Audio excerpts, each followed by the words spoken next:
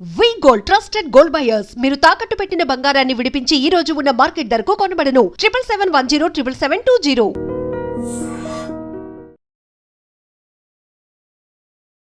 Welcome to iDream media. So జనరల్గా walking ఆరోగ్యానికి చాలా మంచిది, సో ఖచ్చితంగా వాక్ చేయాలి ఇలా చెప్తూ ఉంటారు. అయితే ఇది చలికాలం, వాకింగ్ చేసేటప్పుడు ఎలాంటి జాగ్రత్తలు తీసుకోవాలి, ఎంతసేపు వాకింగ్ అనేది మనకి అవసరం, పూర్తి వివరాలు తెలుసుకుందాం. మనతో పాటు ప్రముఖ ఫిజియోథెరపిస్ట్ భానుపూర్ణిమ గారు ఉన్నారు. మేడం నమస్తే అండి. నమస్తే అండి. అంటే జనరల్గా వాకింగ్ ఆరోగ్యానికి మంచిది, సో వాక్ చేయాలి ఇట్లా ఓకే, కానీ ఈ వింటర్ సీజన్లో వాకింగ్ అంటే చాలా మంది దానికి డుమ్మా కొడతారు. అవునండి, కరెక్టే. వాకింగ్ చేయాలి అంటే అసలు ఎట్లా ప్రిపేర్ అవ్వాలి, చలికాలంలో వాకింగ్కి జాగ్రత్తలు ఏముంటాయి, స్కిన్ కేర్ దగ్గర నుంచి పూర్తి వివరాలు మాట్లాడుకుందామండి. ఫస్ట్ థింగ్ చలి అనగానే మనము మామూలు అప్పుడు ఎలా ఉన్నా చలికాలం ఇంకా ఎక్కువసేపు పడుకుందామని అనిపిస్తుంది. కానీ అలా కాకుండా మన బాడీకి మనం అలవాటు చేసుకోవాలి. మనకు ముందే మనం ప్రిపేర్ అయ్యి ఇది చలిగా ఉంటుంది అయినా సరే మనం వాకింగ్కి వెళ్ళాలి అనేసి ప్రిపేర్ చేసుకోవడం, చలికి మనం ఎక్స్పోజ్ అవ్వకుండా ప్రాపర్ వామ్ క్లోతింగ్ వేసుకోవడం, స్వెటర్ కానీ జర్కిన్స్ కానీ వేసుకోవడం, ఇది జాగ్రత్త ఒకటి తీసుకోవాలి. అండ్ ఇంకొక ముఖ్యమైన ఇంపార్టెంట్ థింగ్ ఏంటంటే చలికాలం అనగానే మనము వాటర్ తాగడం మానేస్తాం. సమ్మర్ అమ్మో ఎక్కువ మనకి స్వెట్టింగ్ వస్తుంది కాబట్టి మనం తాగాలి అని తాగుతూనే ఉంటాం. అదే వింటర్ సీజన్ వచ్చేటప్పటికి వాటర్ ఇంటేక్ అనేది చాలా తగ్గిపోతుంది. సో అందరం అంటే చలిగా ఉంది కదా ఎందుకు అన్నట్టు, లేకపోతే మనకు దాహం వేయట్లేదు కదా ఎందుకు అన్నట్టు. బట్ మనం ఎప్పుడైతే వాకింగ్ లాంటి స్ట్రెన్యూస్ యాక్టివిటీకి మనం ప్రిపేర్ అవుతామో స్పెసిఫికలీ వాటర్ ఇంటేక్ అనేది కూడా జాగ్రత్తగా తీసుకోవాలి. ఎందుకంటే ఆ వాటర్ ఇంటేక్ మనం తగ్గించడం వల్ల స్పెసిఫిక్గా డీహైడ్రేట్ అవుతూ ఉంటుంది స్కిన్. బాడీలో డీహైడ్రేషన్ రావడం వల్ల స్కిన్, ఎస్పెషల్లీ స్కిన్ అంటే మన హైదరాబాద్ రీజియన్లో స్కిన్కి చలిగాలి తగలంగానే తెల్లగా అయిపోవడం ఇట్లాంటివన్నీ జరుగుతాయి. సో దానికి మనం బయట నుంచి మనం ఎన్ని పూసినా కూడా తగ్గదు. సో అది బయట నుంచి మనము మాయిశ్చరైజర్ కానీ ఆయిల్ కానీ ఎలా అప్లై అయితే చేసుకుంటామో అట్లాగే మనం ఇంటర్నల్గా ఫ్లూయిడ్ ఇంటేక్ కూడా మనం మేనేజ్ చేసుకోవాలి. తర్వాత ఇంకొక ఇంపార్టెంట్ ఆస్పెక్ట్ ఇందులో, చలికాలము మనం బయటకు వెళ్ళేటప్పుడు మన ఇయర్స్ అనేవి కవర్ చేసుకోవాలి. అందరూ వామ్ క్లోతింగ్ స్వెటర్ పైన వేసేసుకుంటారు కానీ చెవులు కవర్ చేసుకోవడం మర్చిపోతారు. చెవులు కవర్ చేసుకోవడం ఎందుకు ఇంపార్టెంట్ అంటే మన ఫేషియల్ నర్వ్ మన ఇయర్ వెనకాల నుంచి స్ప్రెడ్ అయ్యి బ్రాంచెస్గా విడిపోతుంది. సో అది సూపర్ఫిషియల్గా ఉంటుంది కాబట్టి దానికి చలికి ఎక్స్పోజ్ అయితే ఫేషియల్ పాలసీ, బెల్స్ పాలసీ అంటాము, ఒక సైడ్ ఫేస్ పారాలిసిస్ వచ్చే అవకాశం ఉంటుంది. అంటే చల్లగాలి తగలడం వల్ల, చల్లగాలి చెవులకి తగలడం వల్ల ఫేస్ ఒక సైడ్ పారాలిసిస్ వచ్చే అవకాశం చాలా ఉంటుంది. వింటర్ రాగానే కనీసం మాకు 3 నుంచి 4 బెల్స్ పాలసీ కేసెస్ వస్తాయి ఈ నవంబర్, డిసెంబర్, జనవరి 3 నెలల్లో. సో చలికాలం బయటకు వెళ్ళేటప్పుడు కంపల్సరీ ఇయర్స్ కవర్ చేసుకోవడం అనేది చాలా చాలా ఇంపార్టెంట్. అది బాగా దృష్టిలో పెట్టుకోవాలి. తర్వాత వాకింగ్ చేసేటప్పుడు కూడా సమ్మర్లో అయితే ఎలాంటి జాగ్రత్తలు తీసుకుంటామో అంటే వాటర్ ఇంటేక్ పక్కన పెట్టుకోవడం, వాటర్ బాటిల్ పక్కన పెట్టుకోవడం, అవి చేసుకొని బాడీలో డీహైడ్రేట్ అవ్వకుండా చూసుకుంటే ఇబ్బంది లేకుండా చలికాలం గడిచిపోతుంది. కొంచెం లేట్గా వాకింగ్ చేయొచ్చా? లేట్గా అయినా చేయొచ్చు. అంటే ఇప్పుడు ఆస్తమా లాంటి ప్రాబ్లమ్స్ ఉన్న వాళ్ళు మామూలుగా వాళ్ళు ఏమనుకుంటారంటే చలికి ఎక్స్పోజ్ అయితే ఇంకా మాకు ఎక్కువ ప్రాబ్లం వస్తుందేమో అనుకుంటారు. కానీ యాక్చువల్గా అది నిజం కాదండి. బాడీలో యాక్టివిటీ ఎప్పుడైతే ఇంక్రీజ్ అవుతుందో ఆటోమేటికలీ మన లంగ్ ఫంక్షన్ కూడా ఇంప్రూవ్ అవుతుంది. సో అలాంటి వాళ్ళు కూడా ఏమీ ఏమీ ఇబ్బందులు ఏం లేకుండా వాకింగ్ అనేది చేసుకోవచ్చు. ఒకవేళ మరీ అనిపిస్తే కొంచెం ఎర్లీగా కాకుండా కొంచెం ఎండ వచ్చిన తర్వాత వాకింగ్ అనేది కంటిన్యూ చేయొచ్చు. ఎంతసేపు వాకింగ్ టైం కూడా ఇక్కడ మ్యాటర్ అవుతుందా? టైం ఎప్పుడు మ్యాటరేనండి. మినిమం అయితే 40 మినిట్స్, ఎవరైనా సరే మినిమం 40 మినిట్స్. ఆ పైన ఎవరి ఓపికను బట్టి ఎవరి దీన్ని బట్టి వాళ్ళు చేసుకోవచ్చు. ఇప్పుడు స్టెంట్స్ వేసుకున్నారు వాళ్ళు ఎంతసేపు వాకింగ్ చేయాలి? మినిమం 40 మినిట్స్ అనుకున్నాం కదా, బ్రేక్ తీసుకొని చేయొచ్చు. కొద్దిసేపు బ్రేక్ తీసుకొని ఇప్పుడు కంటిన్యూస్గా 40 మినిట్స్ కాకుండా ఒక 20 మినిట్స్ 20 మినిట్స్ లాగా బ్రేక్ చేసుకోవచ్చు. లేదు ఒకవేళ ఒకటేసారి నడవలేకపోతే మార్నింగ్ 20 మినిట్స్, ఈవినింగ్ 20 మినిట్స్ లాగా డివైడ్ చేసుకుని రోజు మొత్తంలో కంపల్సరీ 40 మినిట్స్ అనేది చేసుకోవచ్చు. పొట్ట తగ్గాలంటే ఎంతసేపు వాకింగ్ చేయాలి? పొట్ట తగ్గాలి అంటే అంటే అది చెప్పలేకపోతామండి. మామూలు రెగ్యులర్ యాక్టివిటీలోనే చేసుకుంటూ ఉండొచ్చు. అది ఫ్యాట్ డెపోజిషన్ అనేది ఉన్న ప్యాటర్న్ని బట్టి, మనం ఫుడ్ ఇంటేక్ని బట్టి, మనం కొంచెం వాటర్ ఇంటేక్ని బట్టి అలా చేసుకుంటూ వెళ్ళాలి. సో ఇప్పుడు ఏదైనా జిమ్కి వెళ్తున్నారు అలాంటి వాళ్ళకు కూడా ఈ వాకింగ్ అనేది అవసరం అవుతుందా? జిమ్కి వెళ్తారు, అక్కడ కూడా ఫిజికల్ వర్కౌట్స్ చేస్తారు కాబట్టి.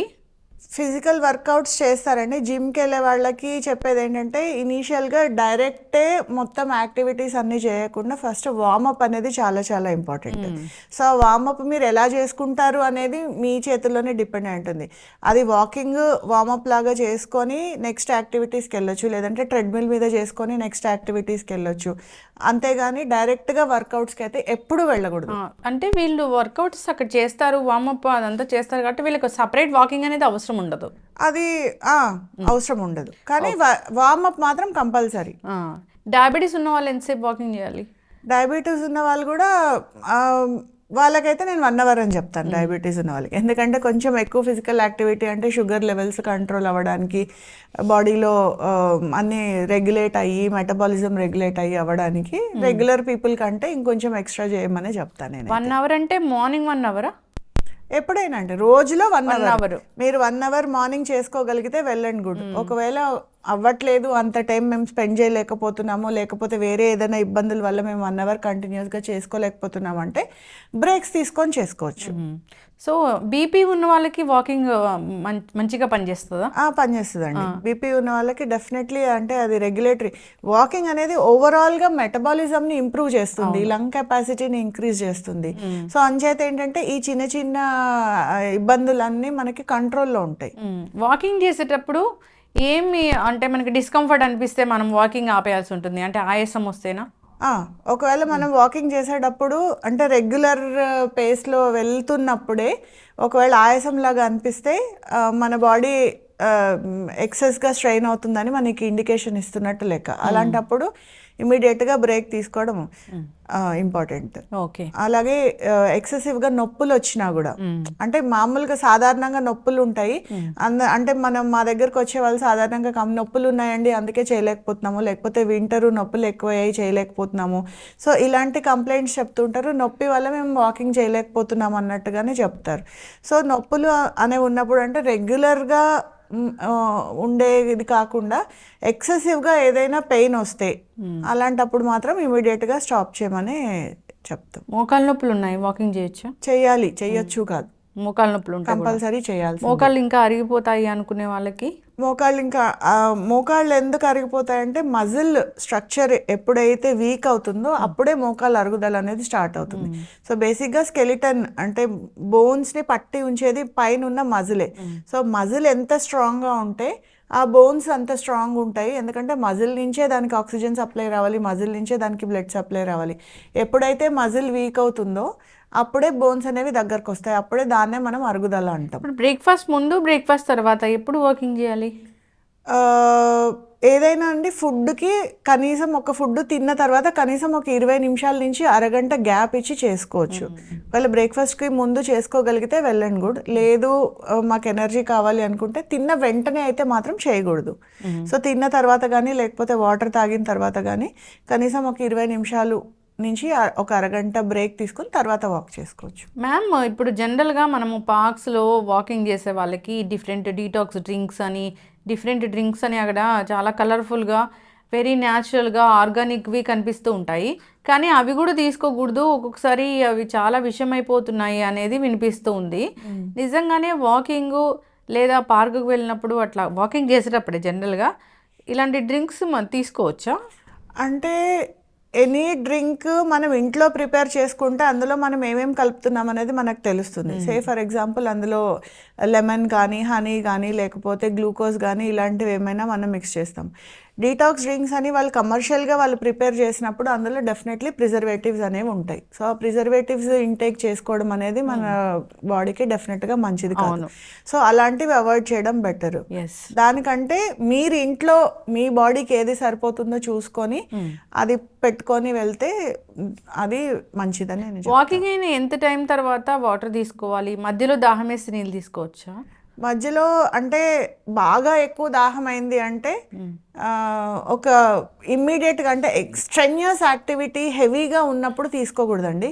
కొంచెం రెస్ట్ ఇచ్చి అట్లీస్ట్ 1 to 2 minutes బ్రేక్ ఇచ్చి తర్వాత వాటర్ అనేది కన్జ్యూమ్ చేయొచ్చు.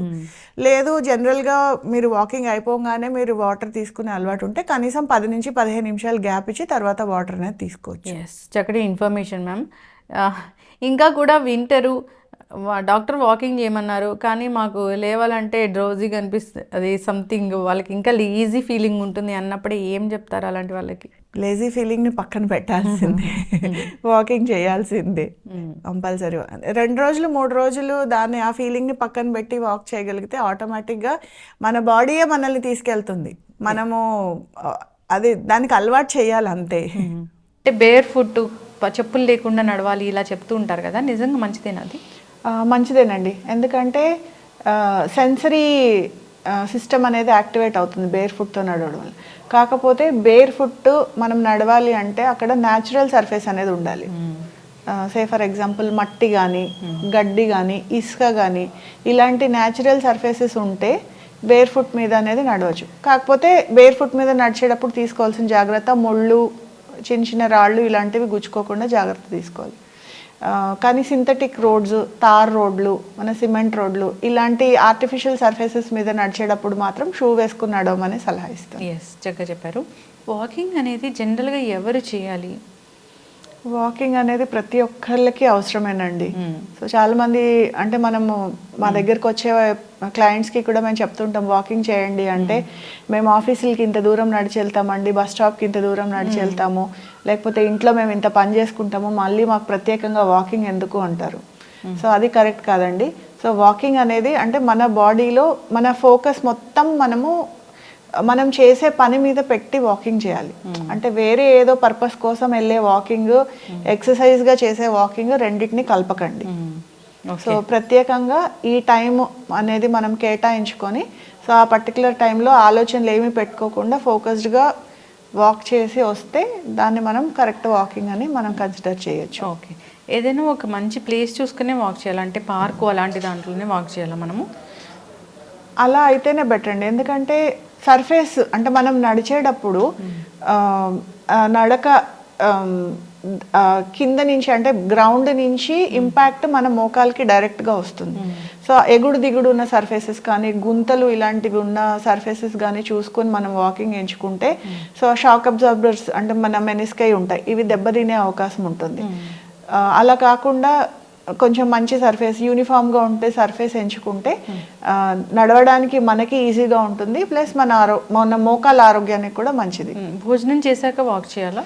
భోజనం ఒకవేళ చేసిన తర్వాత వాక్ చేయాలంటే కనీసం అరగంట గ్యాప్ ఇవ్వాలి. డిన్నర్ వాక్ మంచిదా, ఎర్లీ మార్నింగ్ వాక్ మంచిదా? నన్ను అడిగితే ఎర్లీ మార్నింగ్ వాకే చెప్తాను. ఎందుకంటే దానికి ప్రిపేర్ అవ్వాలి అసలు. ఎర్లీ మార్నింగ్ వాక్ మంచిది ఎందుకంటే అంటే మనకి బేసిక్గా మనము బయటకు వెళ్ళినప్పుడు మన body vitamin D sun rays నుంచి అబ్జార్బ్ చేసుకుంటే సో అది మన ఎముకల ఆరోగ్యానికి కూడా చాలా మంచిది. సో అందుకని ఎర్లీ మార్నింగ్ వాకే నేను ఒకవేళ కుదరకపోతే డిన్నర్ తర్వాత అయినా వాక్ చేయొచ్చు, బట్ ఎర్లీ మార్నింగ్. డయాబెటిక్ పేషెంట్స్కి వాకింగ్ అనేది ఎప్పుడు మంచిది? డయాబెటిక్ పేషెంట్స్కి వాకింగ్ అనేది కంపల్సరీ చేయాల్సిందేనండి. మంచిది అనిక చెప్పలేము, వాళ్ళు రొటీన్లో భాగంగా వాకింగ్ని కంపల్సరీ వాళ్ళు చేసుకోవాలి. ఎందుకంటే వాకింగ్ అనేది బ్లడ్ షుగర్స్ని నియంత్రించడానికి చాలా హెల్ప్ చేస్తుంది. బీపీ ఉన్న వాళ్ళు కూడా ఖచ్చితంగా వాక్ చేయాలని చెప్తారు కదా? అవునండి, ఖచ్చితంగా వాక్ చేయాలి. ఈ శీతాకాలంలో వాకింగ్ అప్పుడు ఎలాంటి జాగ్రత్తలు తీసుకోవాలి? శీతాకాలంలో బయటకు వెళ్ళేటప్పుడు ఒకవేళ రెస్పిరేటరీ ఇష్యూస్ లాంటివి ఏమన్నా ఉంటే ప్రాపర్గా కవర్ చేసుకోవడము. సో అలాంటి జాగ్రత్తలు తీసుకోవడం మంచిది. ఒకవేళ ఆస్తమా లాంటి వాళ్ళు ఉంటే కనుక అది కొంచెం బాగా చలి ఉన్న టైంలో కాకుండా కొంచెం ఎండ వచ్చిన తర్వాత వెళ్ళడం బెటరు. అంటే మన స్కిన్ డీహైడ్రేట్ అవ్వకుండా చూసుకోవాలి. అంటే చలికాలం అనగానే వాటర్ తాగడం తగ్గించేస్తాం, సమ్మర్ అనగానే ఎక్కువ వాటర్ తాగుతాం, కానీ చలికాలం రాగానే వాటర్ తాగడం తగ్గించేస్తాం. సో చలికాలంలో కూడా డీహైడ్రేట్ అవుతాము. సో మనం వాకింగ్ లాంటి యాక్టివిటీ ఎంచుకునేటప్పుడు మనం డీహైడ్రేట్ అవ్వకుండా ప్రాపర్గా వాటర్ అది తాగడము అలాంటి జాగ్రత్తలు కొంచెం తీసుకుంటే సరిపోతుంది. వెంటనే వాక్ చేసిన వెంటనే నీళ్ళు తాగకూడదు కదా? లేదండి, ఎనీ హెవీ ఎక్సర్సైజ్, వాకింగ్ అనే కాదు, డాన్సింగ్ కానీ లేకపోతే ఎనీ ఎక్సర్సైజ్, జిమ్ కానీ ఎనీ హెవీ ఎక్సర్సైజ్ చేసిన వెంటనే వాటర్ తాగడం అనేది కరెక్ట్ కాదు. కనీసం ఒక 5 నుంచి 10 నిమిషాలు గ్యాప్ ఇచ్చి తర్వాత వాటర్ తీసుకోవాలి. కార్డియో ఇష్యూస్ ఉన్న వాళ్ళు ఎలా వాకింగ్ చేయాలి? అంటే చెమటలు వచ్చేంత వరకు వాకింగ్ చేయాలా, ఎట్లా చేయాలి? నార్మల్ వాక్ చేయాలా? కార్డియో ఇష్యూస్ ఉన్న వాళ్ళు హెవీగా స్ట్రెయిన్ అవ్వడం అవాయిడ్ చేయడమే బెటర్ అండి.